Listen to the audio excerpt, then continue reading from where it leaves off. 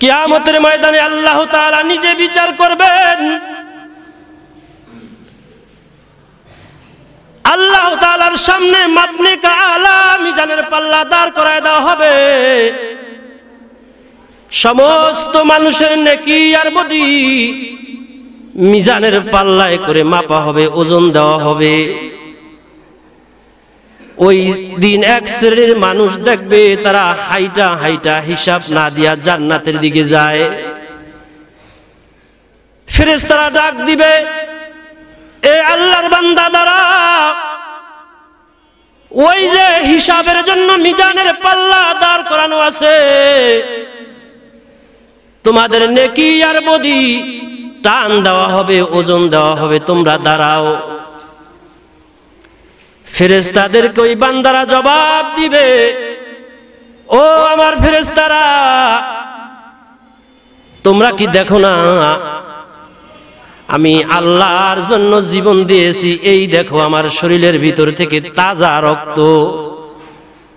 হাদিস শরীফের ভিতরে আসছে, যারা আল্লাহর জন্য জীবন দিবে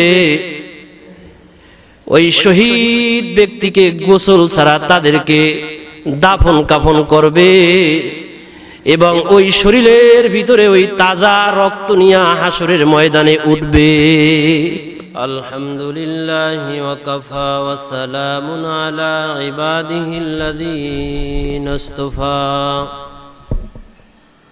أما بعد فأعوذ بالله من الشيطان الرجيم. بسم الله الرحمن الرحيم. ومن يطع الله والرسول فأولئك مع الذين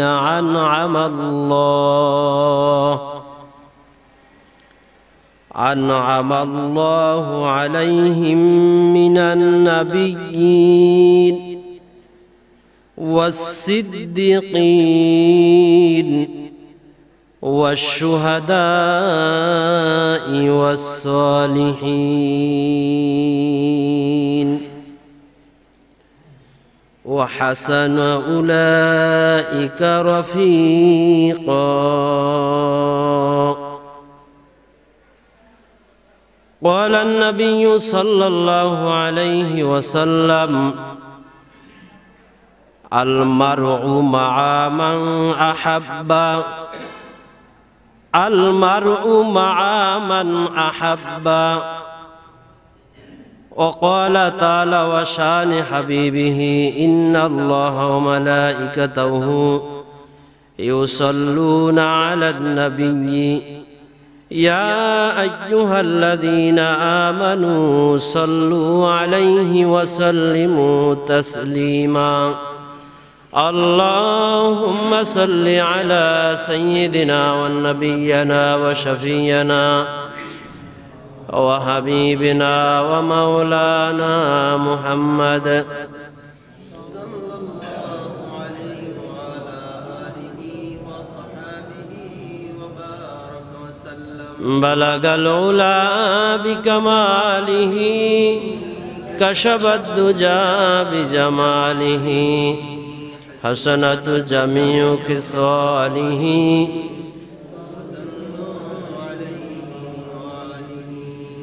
वही फूल को फूल नहीं है जस फूलों में भू नहीं है, वही दिल को दिल नहीं है जिस दिल में अल्लाह नहीं है. ला इलाहा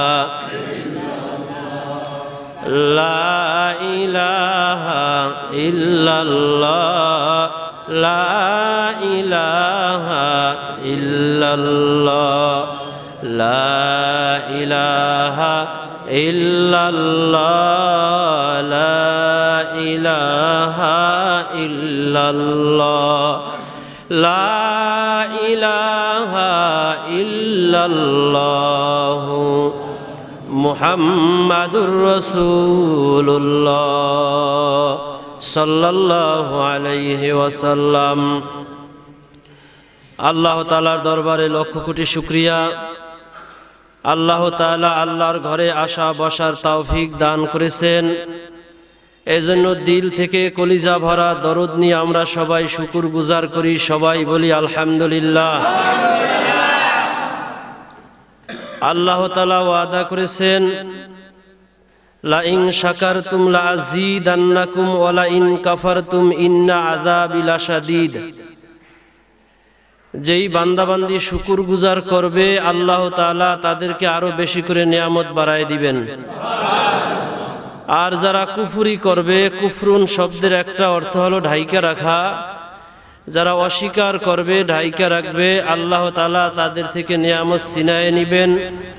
ইন্না আযাবি লাশাদীদ, তাদের জন্য শক্ত যেই আযাব সহ্য করার ক্ষমতা এই পৃথিবীতে কোনো মানুষের নাই, এই আযাবের ব্যবস্থা করে রাখছেন। সবাই বলি নাউযুবিল্লাহ।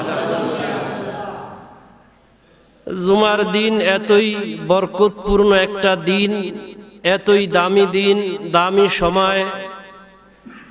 সরকারে কায়নাত মুহাম্মদুর রাসূলুল্লাহ সাল্লাল্লাহু আলাইহি ওয়াসাল্লাম ইরশাদ করেন, যেই ব্যক্তির উপরে হজ ফরজ হইল না, ঘর থেকে ওযু অবস্থায় বের হইল, আস্তে আস্তে কদম ফলায় মসজিদে আসলো, দুনিয়াবি কোনো কথাবার্তা বলল না, আবার ওযু সহকারে বাড়ির আঙিনায় যখনই পৌঁছাবে, কদম ফেলবে, তা আল্লাহ তাআলা ওই ব্যক্তির আমল নামায় একটি হজ ও 2টি উমরা হজের সওয়াব আল্লাহ দান করবেন।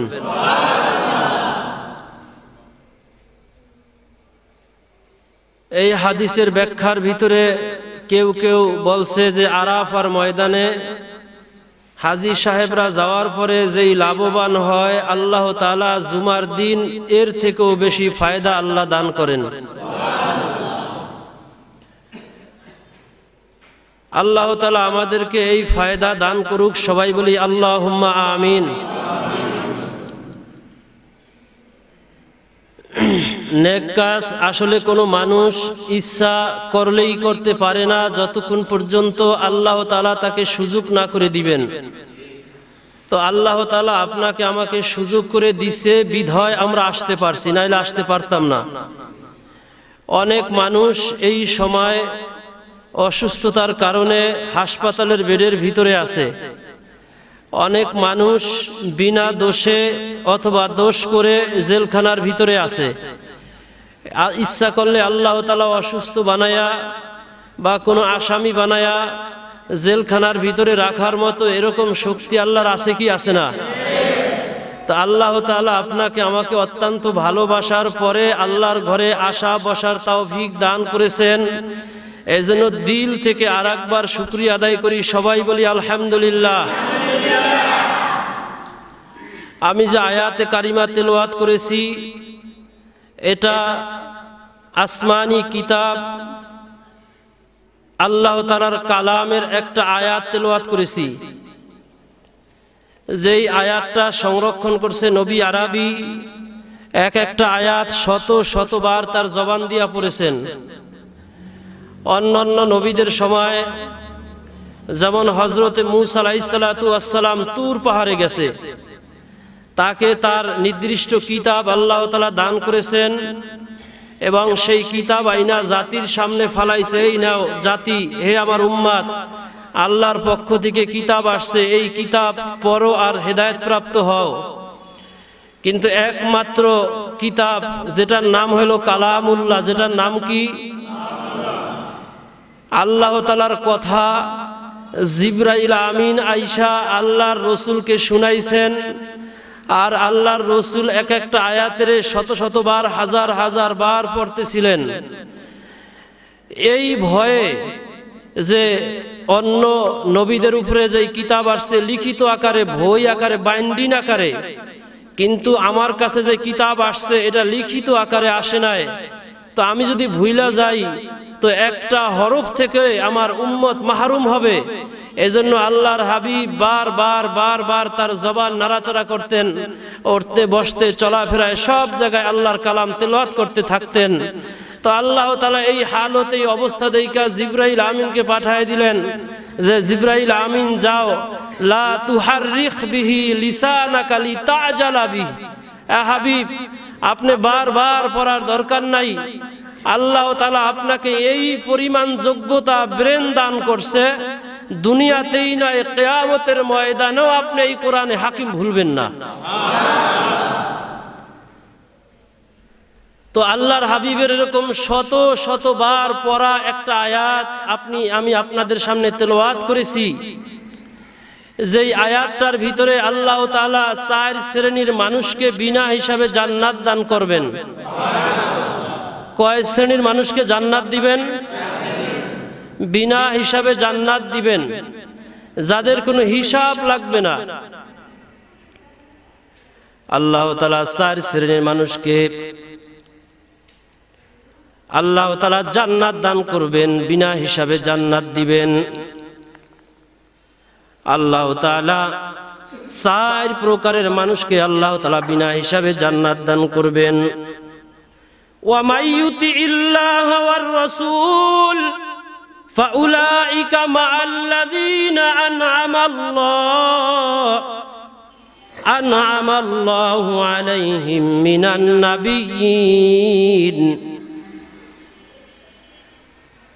সমস্ত নবীদেরকে আল্লাহ তাআলা বিনা হিসাবে জান্নাত দান করবেন।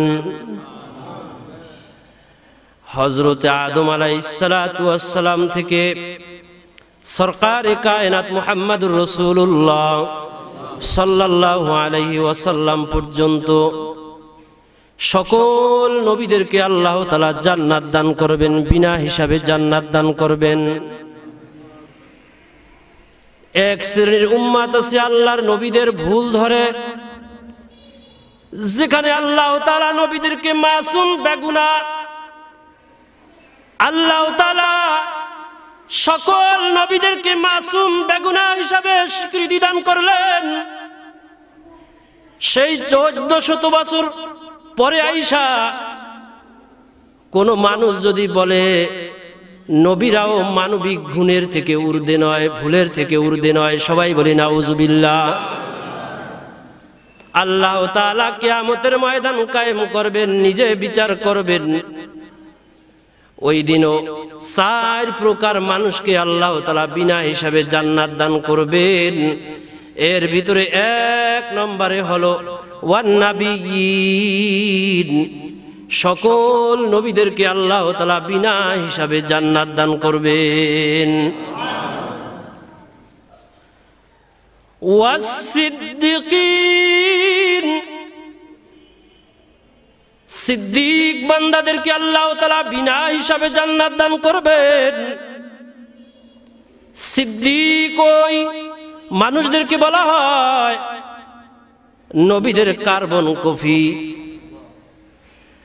নবীরা যেই মত আদর্শের উপরে জীবন যাপন করেছেন, সিদ্দিক বান্দারাও ওইভাবে জীবন যাপন করেছেন। যেমন সিদ্দিকে আকবার নবীদের হুবাহু কার্বন কপি, ঠিক নাকি বলেন?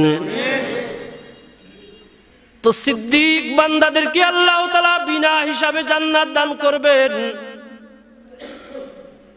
3 নম্বরে ওয়াস শুহাদা, যারা শহীদ হয়েছেন, আল্লাহর জন্য শাহাদাত বরণ করছেন, আল্লাহর দেওয়া জান এটা আল্লাহর জন্য আল্লাহর রাস্তায় যারা বিলীন করেছেন, এমন বান্দাদেরকেও আল্লাহ তাআলা বিনা হিসাবে জান্নাত দান করবেন।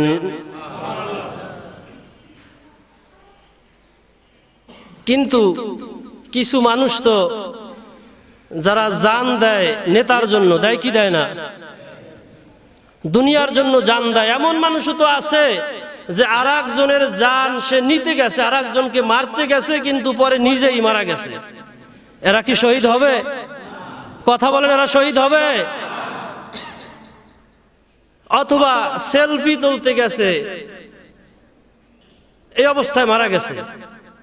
ওই যে খুলনা একটা ওই যে আপনার রূপসী নদী আছে, এই নদীতে তো ওই যে ব্রিজ আছে, ব্রিজের উপরে ছবি তুলতে গেছে, বাচ্চাদেরকে দাঁড়া করাইছে, নিজেও দাঁড়াইছে।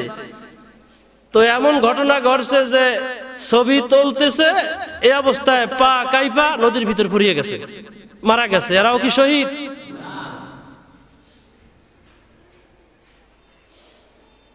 বিশ্বকাপের ব্রাজিল আর্জেন্টিনার পতাকা লাগাইতে যায় 3 তলা 4 তলা 5 তলা থেকে মারা গেছে। এরকম ঘটনাও বাংলাদেশে ঘটছে, ঠিক নাকি বলেন? অথবা একজনে আর একজনে ভালোবাসে, মোহাব্বত করে, এই হারাম মোহাব্বত, এই হারাম ভালোবাসায় এমন ঘটনা অহরহ ঘটতেছে, একজনে আর একজনের জন্য জীবন দেয়, ঠিক নাকি বলেন? এরা কিন্তু শহীদ নয়। শহীদ হইল ওই ব্যক্তি, যেই ব্যক্তি আল্লাহর জন্য নিজের গায়ের তাজা রক্ত দিয়া শাহাদাত বরণ করে।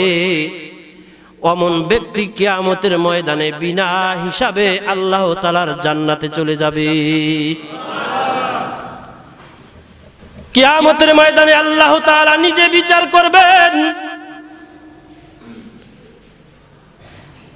আল্লাহ তাআলার সামনে মাপনে কালা মিজানের পাল্লা দাঁড় করায় দেওয়া হবে। সমস্ত মানুষের নেকি আর বদি মিজানের পাল্লায় করে মাপা হবে, ওজন দেওয়া হবে। ওই দিন এক শ্রেণীর মানুষ দেখবে, তারা হাইটা হাইটা হিসাব না দিয়া জান্নাতের দিকে যায়। ফেরেশতারা ডাক দিবে, এ আল্লাহর বান্দা দাঁড়াও, ওই যে হিসাবের জন্য মিজানের পাল্লা দাঁড় করানো আছে, তোমাদের নেকি আর বদি টান দেওয়া হবে, ওজন দেওয়া হবে, তোমরা দাঁড়াও। ফেরেশতাদেরকে ওই বান্দারা জবাব দিবে, ও আমার ফেরেশতারা, তোমরা কি দেখো না আমি আল্লাহর জন্য জীবন দিয়েছি? এই দেখো আমার শরীরের ভিতর থেকে তাজা রক্ত। হাদিস শরীফের ভিতরে আসছে, যারা আল্লাহর জন্য জীবন দিবে, ওই শহীদ ব্যক্তিকে গোসল ছাড়া তাদেরকে দাফন কাফন করবে এবং ওই শরীরের ভিতরে ওই তাজা রক্ত নিয়ে হাসরের ময়দানে উঠবে এবং এই তাজা রক্ত নিয়ে জান্নাতের দিকে তারা হাঁটা শুরু করবে, পাড়ি দিবে। ফেরেশতারা ডাকবে, আল্লাহর বান্দা দাঁড়াও, তোমাদের জন্য ওই যে মিজানের পাল্লা দাঁড় করানো আছে, হিসাব নিকাশ। তারা নিজেদের গায়ের রক্ত দেখায় বলবে, আমরা আল্লাহর জন্য, আল্লাহর দ্বীনের জন্য জীবন দিয়েছি, আজকে হিসাব নিকাশ ছাড়াই আমরা আল্লাহ তাআলার জান্নাতে চলে যাব। 4 শ্রেণীর মানুষকে আল্লাহ তাআলা বিনা হিসাবে জান্নাত দান করবেন। 1 শ্রেণীর মানুষ হলো সমস্ত নবীগণ, 2 নম্বরে হলো সমস্ত সিদ্দিকগণ, 3 নম্বরে হলো শহীদগণ, 4 নম্বরে হলো ওয়াসসালিহিন। নেককার বান্দারা কিয়ামতের ময়দানে বিনা হিসাবে আল্লাহ তাআলার জান্নাতে যাবে।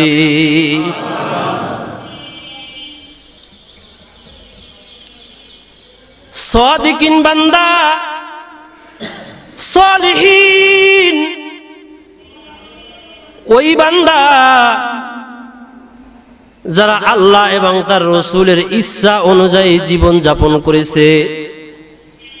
ব্যক্তি জীবন থেকে আন্তর্জাতিক জীবন পর্যন্ত তার চলাফেরা, উঠা বসা, লেনদেন, তার ঘর সংসার, রাষ্ট্রীয় নীতি, পররাষ্ট্র নীতি, এক কথায় ব্যক্তি জীবন থেকে আন্তর্জাতিক জীবন পর্যন্ত প্রত্যেকটা জায়গায় প্রত্যেকটা সেক্টরে আল্লাহ এবং তার রাসূলের আনুগত্য করবে, ওই ব্যক্তিরাও কিয়ামতের ময়দানে সরাসরি আল্লাহ তাআলার জান্নাতে চলে যাবে।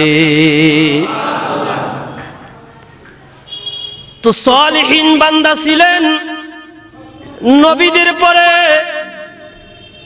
সাহাবায়ে কিরাম সবচেয়ে সালিহিন বান্দা, এরপরে তাবিঈন, তাবিঈন, ইমামে আবু হানিফা রাহমাতুল্লাহ আলাইহি, তারা এই পরিমাণ সালিহিন বান্দা হয়েছিলেন, আল্লাহর সাথে তাদের সম্পর্ক হয়েছিল। তাদের নজরটা হেফাজত করার কারণে এরকম দামি হয়েছিল। ও মিয়া, সেই 1000 বছর আগের দরকার নাই, এখন থেকে 60 থেকে 70 বছর আগে মুজাদ্দিদুল মিল্লাত আশরাফ আলী থানভী রাহমাতুল্লাহ আলাইহির খলিফা মুহিউস সুন্নাহ শাহ আবরারুল হক রাহমাতুল্লাহ আলাইহি, তার কাছে এক ব্যক্তি যায় বলতেছে, হযরত, আমার ওলি হইতে মনে চায়, সালিহিন বান্দা হইতে মনে চায়, কোন কাজ করলে আমি সালিহিন বান্দা হইতে পারবো? তো আবরারুল হক রাহমাতুল্লাহ আলাইহি নামক বুজুর্গ ওই বান্দার মাথার উপরে হাত দিয়া বলতেছে, 3টা কাজ যদি তুমি করতে পারো তুমি সালিহিন বান্দা হয়ে যাইবা। কয়টা কাজ করলে সালিহিন বান্দা হওয়া যায়? সবাই আওয়াজ দিয়া বলি, কয়টা কাজ? 1 নম্বরে হলো তোমার নজরকে হেফাজত করবা, তোমার নজরকে হেফাজত করবা। আল্লাহ তাআলা যেই চক্ষু দান করেছে এই চক্ষুকে তুমি হেফাজত করবা, হারাম জিনিস তুমি দেখবা না। এখন তো বেহায়া এবং নির্লজ্জ হয়ে গেছে মানুষগুলি, ঠিক নাকি বলেন? টিভির ভিতরে বেহায়া বেগানা হারাম জিনিস আমরা সারা দিন দেখি।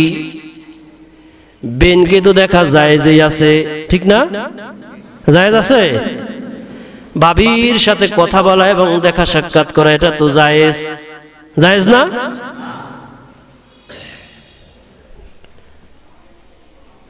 এই জায়গায় কথা বলি না, কারণ এই রোগ, এই দোষ আমাদের ভিতরে প্রত্যেকের ভিতরেই কম বেশি আছে, ঠিক নাকি বলেন? তো মুহিউস সুন্নাহ শাহ আবরারুল হক রাহমাতুল্লাহ আলাইহি বলেন, 3টা জিনিস তুমি যদি আমল করতে পারো তো তুমি সালিহিন সাদিকিন বান্দাদের অন্তর্ভুক্ত হইবা এবং বিনা হিসাবে কিয়ামতের ময়দানে তুমি জান্নাতে যাইবা। 1 নম্বরে হলো তোমার নজরকে তুমি হেফাজত করবা। আপনাকে আমাকে যে চোখ দান করেছে মালিক কে? আর জোরে বলি, মালিক কে? তো এই নজর হেফাজত করা, এটা 1 নম্বরে সালিহিন বান্দার গুণ। 2 নম্বরে জবানকে হেফাজত করবা। হাদিস শরীফের ভিতরে আছেন, যেই ব্যক্তি জবান এবং লজ্জা স্থানকে হেফাজত করবে কিয়ামতের ময়দানে সরকারে দু জাহান মুহাম্মদুর রাসূলুল্লাহ সাল্লাল্লাহু আলাইহি ওয়াসাল্লাম তাকে সুপারিশ করে বিনা হিসাবে জান্নাতে নিয়ে যাবে। তো এই জবান দেওয়ার মালিকের নাম কি? এই জবান দিয়ে আমরা আজকে গীবা শিকায়ত করি, এই জবান দিয়ে আমরা বেহুদা কথা বলি, ঠিক নাকি বলেন? এই জবান দিয়ে অপ্রয়োজনীয় কথাবার্তা বলতে থাকি, এই জবান দিয়ে হারাম কথা বলতে থাকি, মিথ্যা বলতে থাকি, গীবাত করতে থাকি।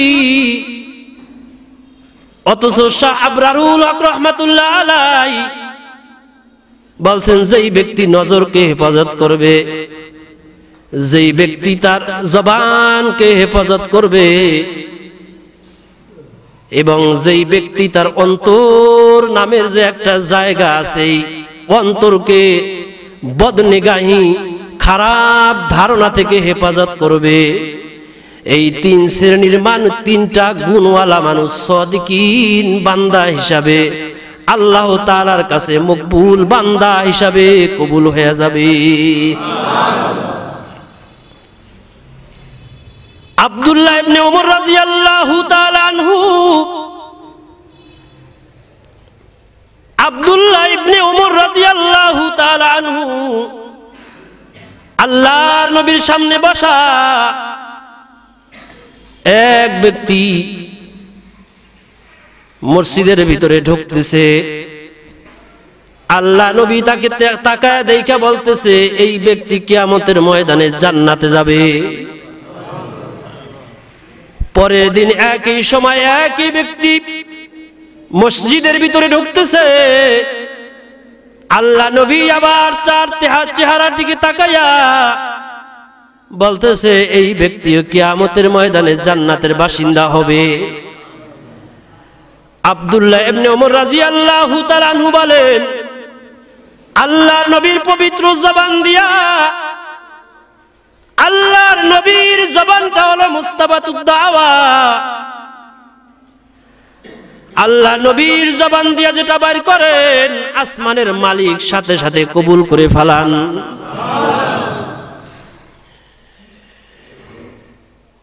তো 3 দিন এক ব্যক্তির শানে যখন আল্লাহর নবী বললেন এই ব্যক্তি জান্নাতি, আব্দুল্লাহ ইবনে ওমর রাদিয়াল্লাহু তাআলা আনহু বলেন, আমার দিলের ভিতরে আগ্রহ জাগলো, কোন আমলের কারণে আল্লাহ তাআলা তাকে কিয়ামতের ময়দানে জান্নাত দিবেন।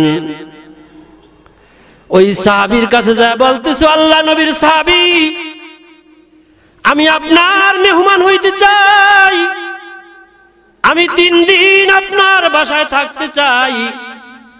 আল্লাহর নবীর সাহাবী বললেন, ঠিক আছে, তুমি আজকে থেকে আমার বাড়ির মেহমান। আব্দুল্লাহ ইবনে ওমর রাদিয়াল্লাহু তাআলা আনহু বলেন, আমি 3 দিন ওই বাড়িতে মেহমান হইলাম, ওই সাহাবীর বাড়িতে।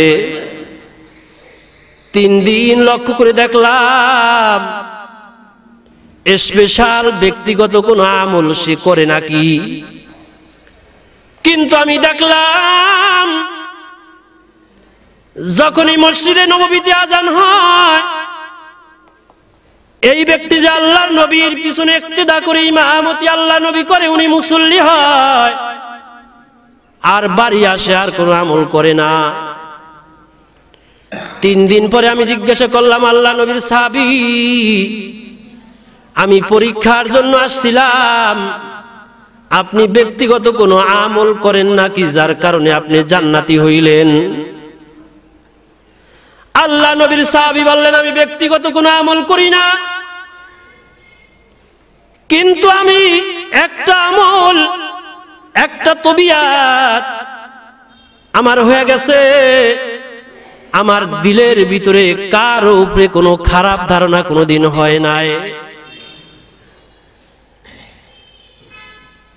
তো 3 গুণের ভিতরে একটা গুণ হলো, যাদের ভিতরে বদনিগাহি, কুধারণা, মানুষের প্রতি খারাপ ধারণা। কিন্তু আজকে আমাদের ভিতরে এমন মানুষের অভাব হয়ে গেছে, বরঞ্চ এই লোকের অভাব নাই যে আমি ভালো অন্যে খারাপ, এমন লোকের এই সমাজে অভাব নাই। ঠিক নাকি বলেন? সাহাবাদের আখলাক তো অনেক দূরের, এখন থেকে 100 বছর আগের ঘটনা। ফকিহুন নাফস রশিদ আহমদ গঙ্গোহী, কুতুবুল আলম রশিদ আহমদ গঙ্গোহী তার পীরের কাছে চিঠি লেখছে, হযরত, আমার বন্ধু আর আমার শত্রু সমান হয়ে গেছে আমার দিলের ভিতরে। শত্রুর উপরেও আমার রাগ নাই, বন্ধুর উপরেও আমার রাগ নাই। বন্ধু যেমন আমার উপকার করে, শত্রুও আমার উপকার করে। আমার দিলের ভিতরে শত্রু আর বন্ধু কোনো ব্যবধান নাই। শত্রু আর বন্ধু আমার দিলের ভিতরে সমান হয়ে গেছে, কোনো পার্থক্য নাই। শত্রু আর বন্ধু আমার সমান হয়ে গেছে। এজন্য নবীদের সোহবাত পাওয়া যাবে না, সিদ্দিকে আকবর খলিফাতুর রাসূলের সোহবাত পাওয়া যাবে না, হযরত ওমরের সোহবাত পাওয়া যাবে না, হযরতে ওসমানের সোহবাত পাওয়া যাবে না, আলীর সোহবাত পাওয়া যাবে না। ঠিক নাকি বলেন? হাসানে বসরির সোহবাত পাওয়া যাবে না, আব্দুল ওয়াহিদের সোহবাত পাওয়া যাবে না, ইমাম আবু হানিফার সোহবাত পাওয়া যাবে না। অথচ ইমাম আবু হানিফা আল্লাহর সাথে তার কেমন সম্পর্ক, নজর হেফাজত করার কারণে তার নজরটা উসিউন নজর হয়ে গেছিল। এক ব্যক্তি বলতেছে, ইমামে আবু হানিফা এবং আমি পাশাপাশি বৈশা ওযু করতেছিলাম। ইমামে আবু হানিফা ওযু করতেছিল, আমি ওযু করতেছিলাম। উভয়ের ওযু হওয়ার পরে ইমাম আবু হানিফা বলতেছে, ও ভাই, তুমি নাকি একটু আগে জিনা করে আসছো। ওই ব্যক্তি বলতেছে, আমি ইমাম আবু হানিফার চোখের দিকে তাকায় বললাম, হযরত আপনি কিভাবে জানলেন? বলে, তুমি যে ওযু করতেছিলা, এই ওযুর পানির সাথে জিনার যে দুর্গন্ধ, এমন পানি টপকায় টপকায় পড়তেছিল। তো আমি তাকায় তাকায় দেখছি কিছুক্ষণ আগেই তুমি জিনা করে আসছো। এটা নজর হেফাজতের কারণে হয়েছে। নজর হেফাজতের কারণে তার নজরটা উসিউন নজর হয়ে গেছিল। হারাম জিনিস থেকে নিজের চক্ষুকে হেফাজত করার কারণে আল্লাহ তাআলা তাকে এমন নজর, এমন চক্ষু আল্লাহ তাআলা দান করেছিল। এজন্য ইমাম আবু হানিফাকেও পাওয়া যাবে না। হাজিদুত তায়েফা, হাজী ইমদাদুল্লাহ মুহাজিরে মক্কি পাওয়া যাবে না। অথচ তাদের কাছে যায়া রশিদ আহমদ গঙ্গোহীর মতো মানুষ বলছে, হযরত, আমার নামাজকে নামাজ বানানোর জন্য আপনার সোহবাতে আইসা থাকি আমি। অথচ ওই হাল জামানায় রশিদ আহমদ গঙ্গোহীর থেকে কোনো বড় আলেম তাম পৃথিবীর ভিতরে ছিল না। ফকিহুন নফস, আল্লাহর নবীর মসজিদে নববীতে একদিন ঘুমায়। রাত্রিবেলা আল্লাহর নবী স্বপ্নে বলতেছে, ও রশিদ আহমদ, আমি যে মেম্বারটায় বৈশা মানুষকে খুতবা দিতাম, বয়ান করতাম, ওই মেম্বারটায় উঠা তুমি একটু বসো।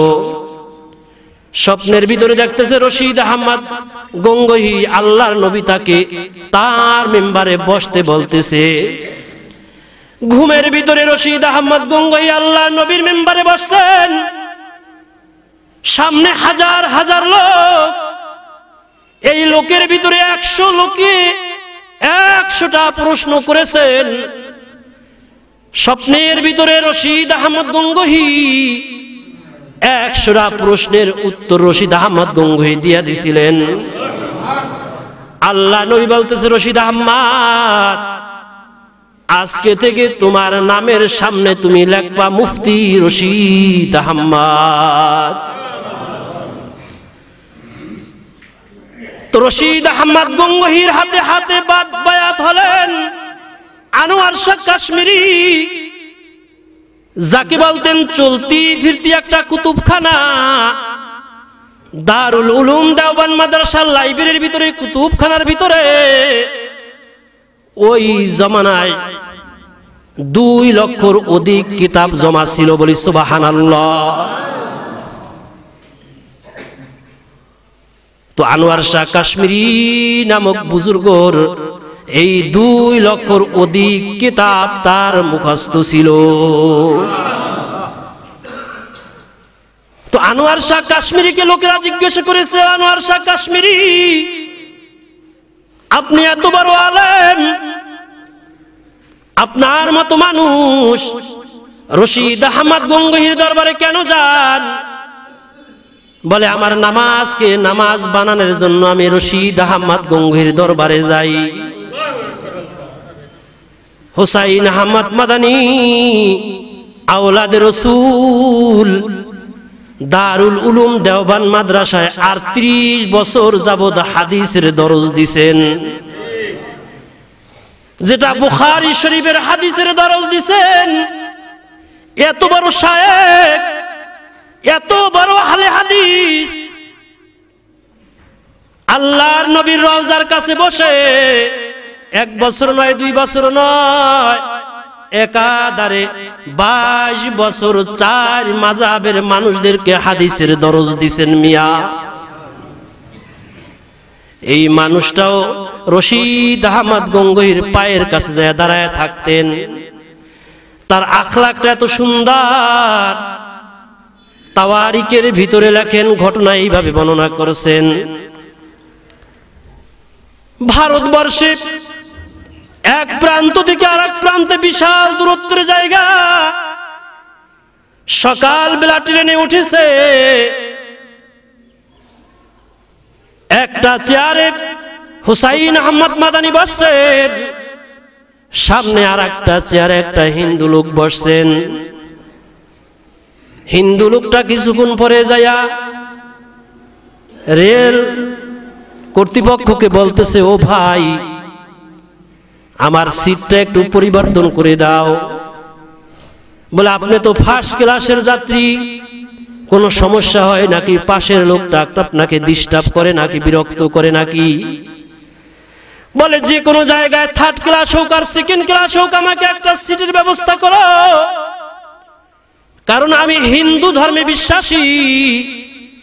কিন্তু এই যে দীর্ঘ সময় ওই মৌলবীর সামনে বৈশা থাকার কারণে আমার মনের অজান্তে আমার জবান দিয়া কালিমা বের হয়ে যায়। এটা হলো সোহবাতের কারণে এই লোকগুলি আল্লাহ পর্যন্ত পৌঁছে গেছে, ঠিক নাকি বলেন? তো আমি যে আয়াতে কারিমা তেলাওয়াত করেছি, এই আয়াতে কারিমা হযরত আয়েশা রাদিয়াল্লাহু তাআলা আনহা থেকে বর্ণনা করেন, আল্লাহ নবী মসজিদে বসা, আল্লাহ নবীর খাদেম আল্লাহর নবীকে বলতেছে, ও আল্লাহর নবী, আমার ভয় হয়, আমি আনাস আজকে 10 বছর যাবত আপনার খেজমত করতেছি, আপনার কাছে কাছে আমি থাকি। জান্নাতে আপনার মাকাম না থাকবে অনেক উপরে, আর আমার খাদেমের মাকামটা থাকবে অনেক নিচে। এই প্রেক্ষাপটে আয়াতটা নাজিল হয়। আল্লাহ তাআলা আল্লাহর হাবিবকে জানায় দেন, সমস্ত নবীরা জান্নাতি, সমস্ত সিদ্দিকগণ জান্নাতি, সমস্ত শহীদরা জান্নাতি, সমস্ত সলিহিন সাদিকিন বান্দা জান্নাতি। ও আমার হাবিব, আপনি জানায় দেন, এই 4 শ্রেণীর মানুষকে যারা ভালোবাসবে তাদেরকেও কিয়ামতের ময়দানে এই 4 শ্রেণীর মানুষের সাথে আল্লাহ তাআলা জান্নাত দান করবে। এখন তো আমরা ভালোবাসি কাদেরকে? এটা দিলের কাছে প্রশ্ন করা দরকার কি দরকার না? অথচ হাদিস শরীফের ভিতরে আছে, আল মারউ মা মান আহাব্বা, যার সাথে যার মুহাব্বত থাকবে কিয়ামতের ময়দানে তার সাথেই তার হাসর হবে। ও যুবক ভাইরা, মুহাব্বত কার সাথে রাখো? মেসির সাথে, শাহরুখ খান, কাকা, পেলে, ম্যারাডোনা, এগুলির নামও জানি, মুহাব্বত রাখি। কিয়ামতের ময়দানে এরা ফার্স্ট ক্লাসের জান্নাতের বাসিন্দা, ঠিক না? হ্যাঁ, তাদের সাথে মহব্বত যে কারণটা কি? আল্লাহ তাআলা আমাদেরকে আমল করার তৌফিক দান করুক।